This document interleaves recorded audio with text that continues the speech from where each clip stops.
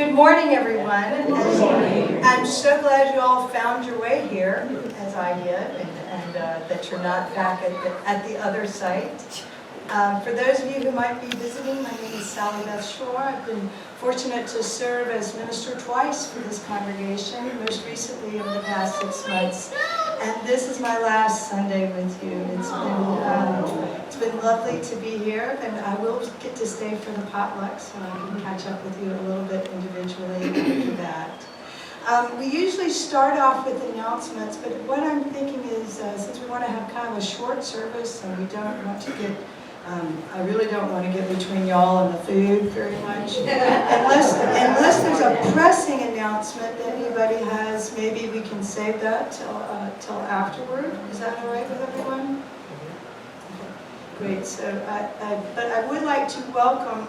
Do we have anybody that's visiting? This is your very first time with the Unitarian Universalist Fellowship of the Carolina Foothills. Anybody visiting? Would you? I see some chatter there at the back table. Well, I don't know that you can remain anonymous in this crowd or not, but we'd like to welcome you especially. Thanks for coming. We don't always get to have our service in such a beautiful site, but this is a special time with the annual meeting and the picnic. And if you haven't planned to stay, even if you didn't bring any food, I'm sure there's enough, so please stay. Our call to worship this morning comes from Israel's and will come into the circle of love and justice, and come into the community of mercy and holiness and health. Come, and you shall know peace and joy. Friends, let us worship together, worship in the Unitarian sense. Let us shape things of worth and find meaning and connection. Tad, I understand you brought your chalice lighting, and Alisa brought the chalice. Let's hear it.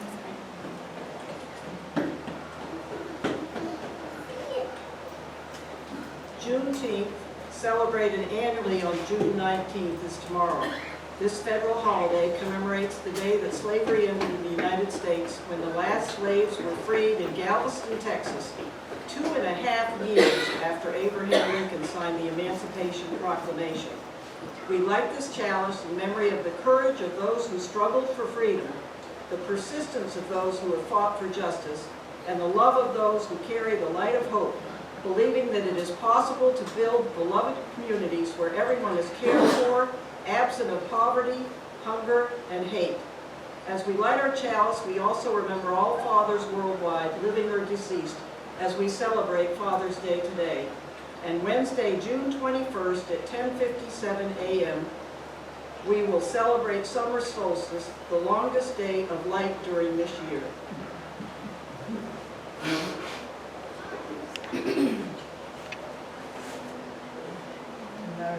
Our chalice, our modern chalice LED candle is burning. So just to give you a heads up, this is a little bit of a different service than we usually have, since obviously you're not sitting in theater style, and I realize it might not be the most comfortable. If you feel the need to get up and stretch or move around and get off the hard bench, please feel free during this. As I said, today is my last Sunday with you. I appreciate so much the opportunity to come back and be with you. You were one of my first congregations back in 2013, but I served here for a couple of years with you. It's been lovely to be here, but I'm not staying won't be coming back, not only because I'm busy doing other things, but also I'm going to be moving in a couple of weeks. I'm going to be moving about 5 hours away, so that puts me out of the range of coming in for a Sunday service. I'll be moving north of Raleigh. I can tell you why. But what we're going to do during the service, it is Father's Day, so I couldn't let that pass without a little bit of homage to fathers. So we'll do some of our usual things we do together, and listen to some music and sing together. We'll have Father's Day, and then since you're seated at picnic tables, it's a perfect venue to have a little bit of discussion. So I brought a couple of inquiry questions for you to ask and listen to each other, and I'll tell you what to do with that later on. And then we'll close the service, and we can eat and fellowship together, and that's the annual meeting is in your hands, Barbara, so you can handle that. So, why don't we get started by listening to a beautiful anthem that I think you know the words to.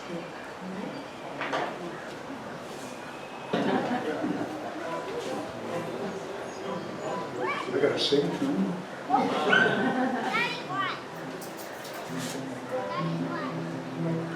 Morning has broken like the first morning. Blackbird has spoken like the first bird. Praise for the singing, praise for the morning, praise for the singing, fresh from the word. And they will fall, sunlit from heaven, like the first dew fall on the first grass. Praise for the sweetness of the wet morning, some for those deepest where comes the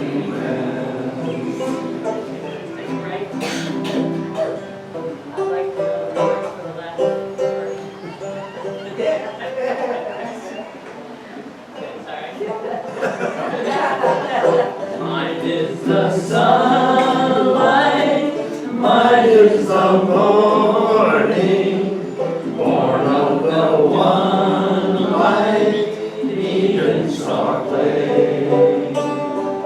Praise for elation, praise every morning, God's great creation of the new day. Lovely. Bright sunlight I can see.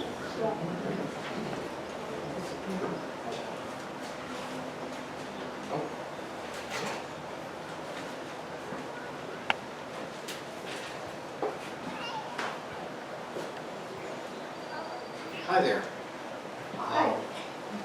Being Father's Day, Sally Beth chose a reading that I happen to resonate with. It's a reading by Ken Nye, and it goes as follows. My dad died 28 years ago. I still have some of his things.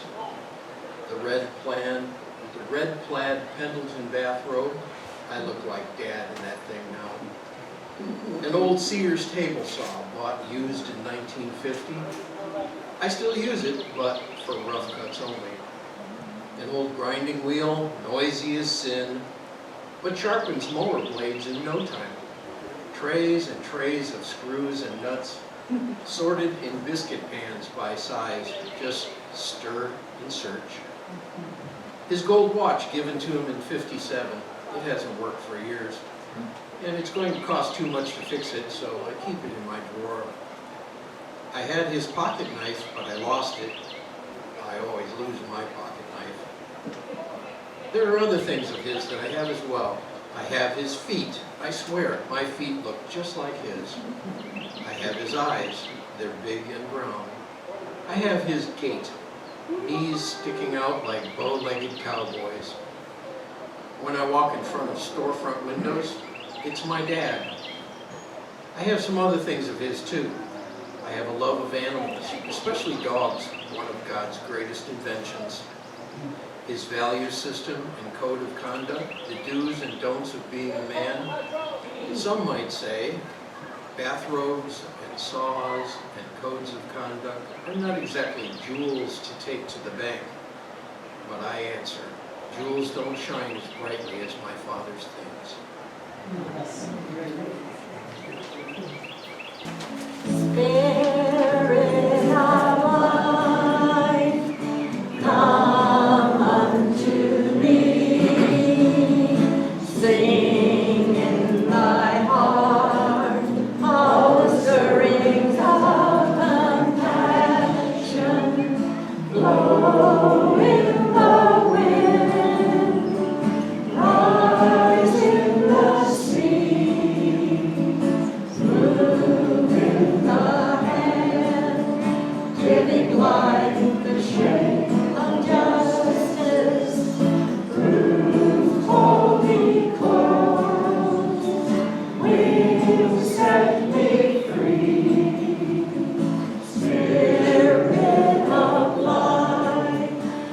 to me, come to me.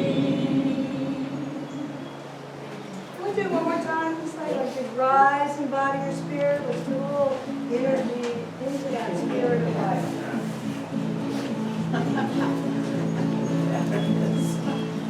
Spirit of life, come unto me. Sing in my heart all the stirrings of compassion. Blow in the wind, rise in the sea, move in the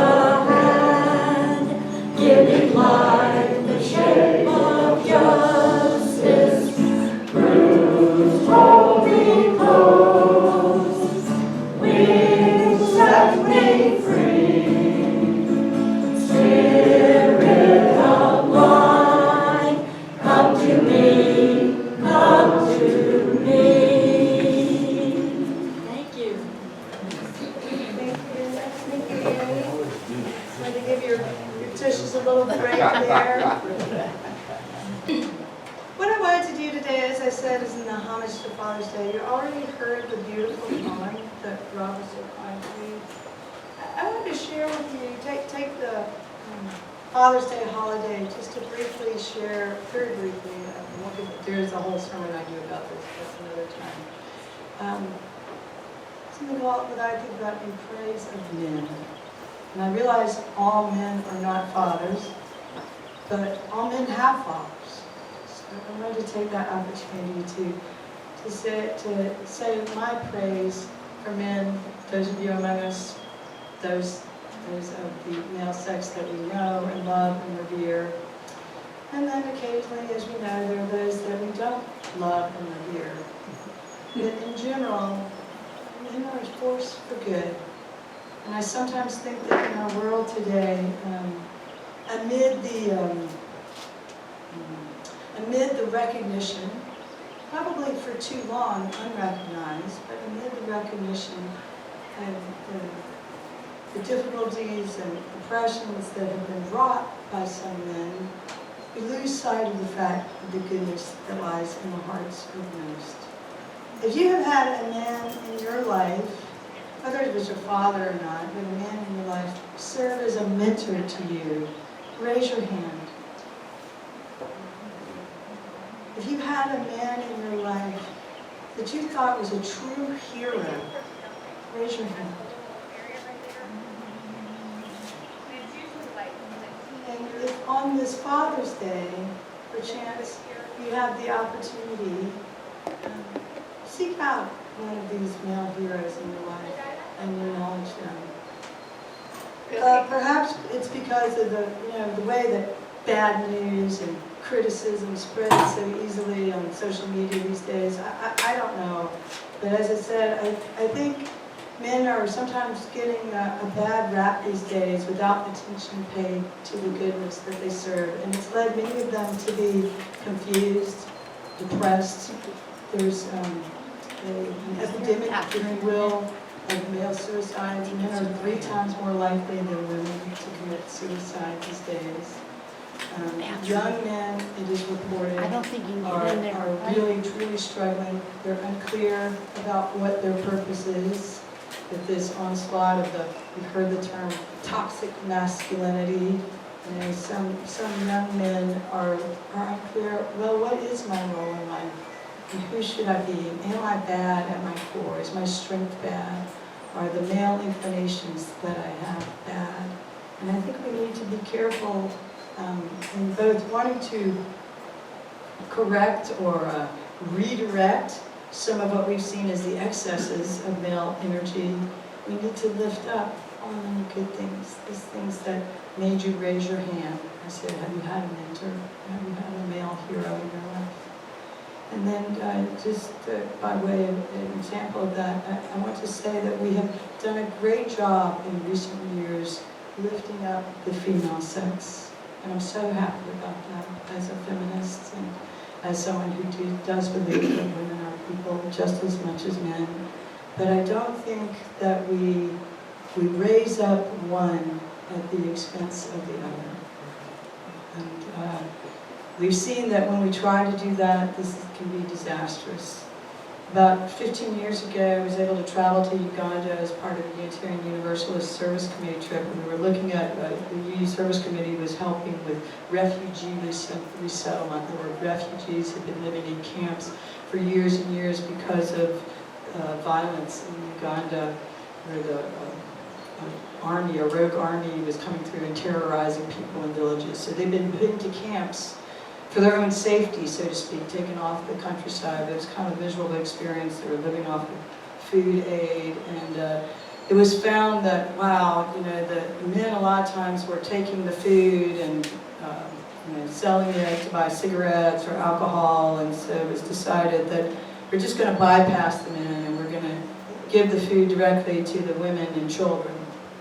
Well, in retrospect, that turned out not to be such a good idea, because it led to the men, you know, because of the few men that had been doing this act, which had terrible repercussions, it led to many of the men feeling great resentment and a big uptick in violence against women. So we really can't lift up one at the expense of the other. And I know we see this especially in the younger generations now. My son, who's now 25, several years ago, he was doing AmeriCorps, serving as a teacher's assistant in California. And I asked him how things were going, and he said, well, you know, things are okay. I don't know, somehow we got onto this women-men thing, and he said, well, I wish that I was a girl. I was like, really? And because I had never heard this before. He said, oh yeah, because girls are special. You know, there's all this scholarship activity pointed at them. There's all these STEM opportunities pointed at women. There's so much around, you know, whatever issue they've been having. There's lots of resources that are being put out there. And I'm not saying those shouldn't be there. I want all of that for women. And at the same time, I could see from his young male perspective how he was feeling bypassed, and he was not important and not special. And he's a good guy. He's working through it. He'll be okay. But there's a lot of young men out there who I'm not sure they are okay or will be okay. And so on this Father's Day, I just wanted to lift that up. The men in our lives, we know, are very, very special. It's not to say that some of us, or many of us, haven't suffered because of some of the men in our lives, but for that matter, we may have suffered because of the women in our lives as well. But by and large, the men are great people. Our lives would not be the same without you. And we thank you, and we love you on this Father's Day. Woo!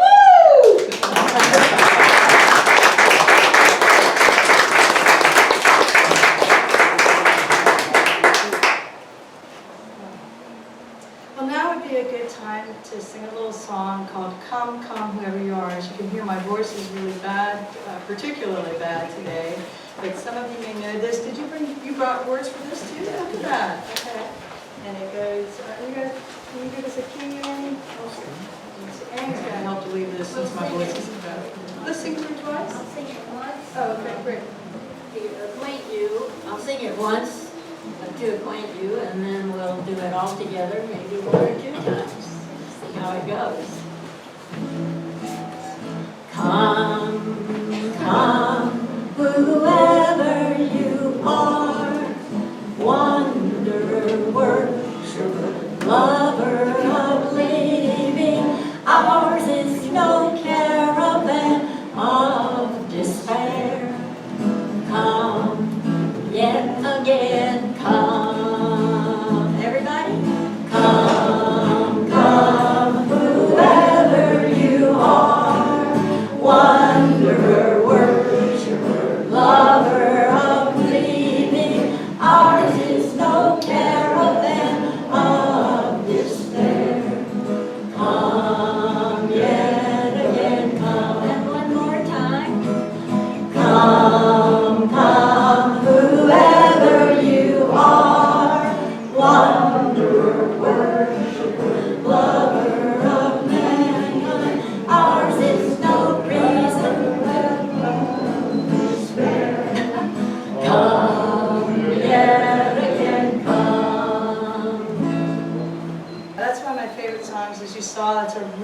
poem, and there's another line in that poem that isn't there, that doesn't appear in the hymn, and it's, even if you have broken your vows 1,000 times, come again.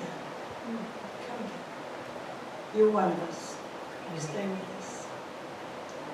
On that note, I'm going to pass out now a little card and some paper, and I didn't realize there would be a picnic table seating, but it works out perfectly. I'm going to pass these around. Every table should have 1 or 2 cards and a pen. Just make sure everybody gets that on, and then I'll explain what we're going to do. And we need to make this quick. Okay, so I know some of you are very gifted in talking and explaining and telling the full story and telling a great story. But I'm going to tell you what I tell my youngest daughter, who also has that gift, short version. Short version. So, because we have 3 questions to get through, and some of your tables are bigger than others, so we'd like to hear from everyone. So, maybe someone at each table would volunteer. If you hear something particularly noteworthy, please write it down. You don't have to take notes on everything, but if you heard something noteworthy, because at the end we'll share just briefly with the larger group. Okay? So everybody got, every table have a pen and paper there? Okay, could somebody volunteer to be a note taker? Okay, and so since this is your annual meeting, I thought you would take a little bit of time to do some reflecting. I said this is our fellowship, past, present, and future. So to start, the first question is for you to talk about your past with this fellowship. So if you would go around the table, and again, short version, go around the table, talk about the first time you came to this fellowship. It may have had another name at that time, but who was there? What brought you there? What do you remember about it? And you don't have to answer all these questions. These are the prompts, though. Your first time visiting this fellowship, and most importantly, what is it that brought you back? So everybody clear on that? We'll go around and then kind of look up when your table's done, and we'll move to the next question. But I'd like to not take longer than 5 minutes for that. So 5 minutes for everybody to share your first time at the fellowship and what made you come back. Okay, y'all ready?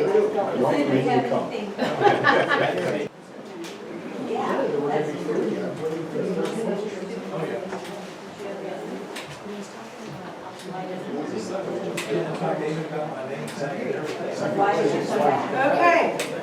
Some of you I know are ready for the second question. So the second question is, and again, short version, please share your best experience here at UUCFC. And if this is your first time here, you could share about your best experience in another religious community that you've been a part of. Please share your best experience. Short.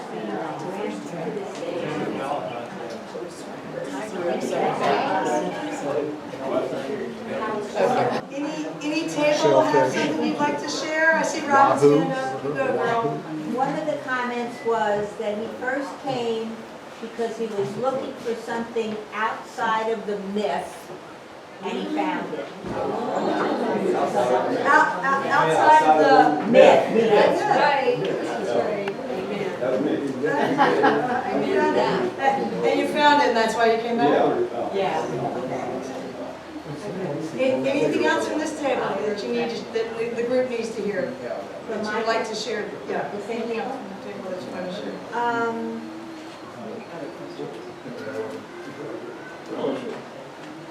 Looking for, I can't read my handwriting. Looking for guidance and then continuing to find it. Okay, thank you. And then what I'd like to ask you to do is, after you were done with the notes, and I know you're not going to tell all the notes, just collect those and let's make sure that Barbara gets them, and maybe the board would like to look at, be inspired by hearing what people share and what they say. Yeah, that'd be great. If somebody from another table, and I'll meet you halfway with the mic. Okay, next table right here. In terms of the Who best... are you? My name is Jim Hanbury. In terms of the best experience people have had at this table, ongoing fellowship was mentioned, the chalice lighting, member participation, the optimism and positivity about all of the services, and Ernie's sermon about Jesus. Anything else you'd like to share from your table? What you heard? Nothing outlandish? You got an outlandish thing, but we'll save that. Okay, thank you. Thank you. Next, another table? You ready?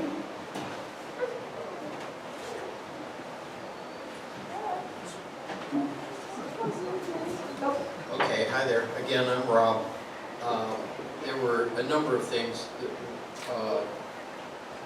you'll be glad to hear that a couple of people mentioned they were attracted by female ministers, and Sally Beth in particular. So that was pretty good. Enchanted by the setting, both the Tryon setting as well as my discovery of the church we're currently enjoying. Let's see. There was also a lot of interest in having more parties. Best experiences were the Yule service presented by Ernie 7 years ago, Valentine's dance. A couple of people enjoyed the Valentine's dance, music, and the wish for UUFCF. Annie would like a regular choir to be organized. And I think a lot of agreement there. She didn't get a lot of takers the first time she introduced it, but she's going to try again, it sounds like. So, and again, more parties. One last thing, Sally and Chris here would like to see the UU message spread to the wider community, and we'd love to see more diversity in the congregation. Yeah. Okay, thank you. Thank you very much. This table. Okay. These two tables.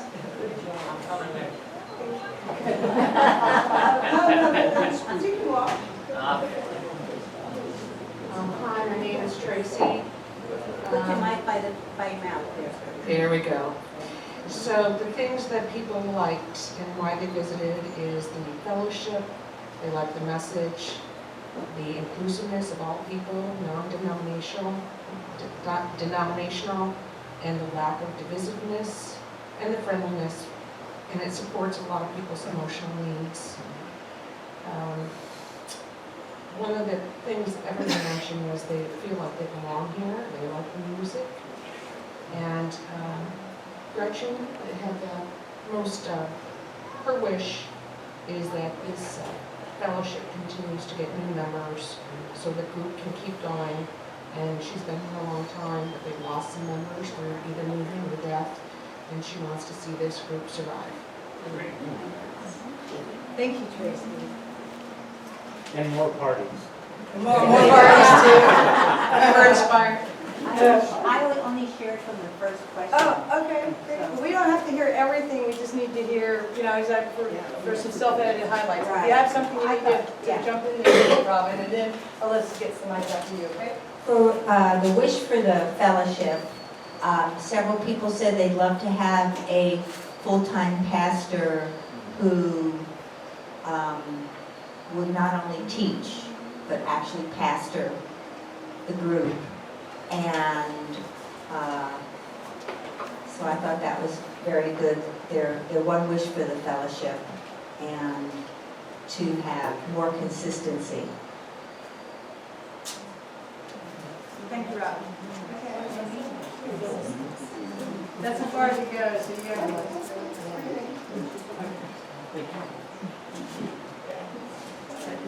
Good morning, I'm Alisa, and from our table, we talked about that the group is very welcoming, very non-threatening, and very non-judgmental, and everybody liked that. And the things that we liked were learning the 7 pillars, the initiation service when we inducted new members in, and the friendships that have developed and the messages that we've had from our various ministers. And our wish for the fellowship is that we would grow it with younger people, and that more people in the community would be open to the foundations of UUF, and we could get them involved.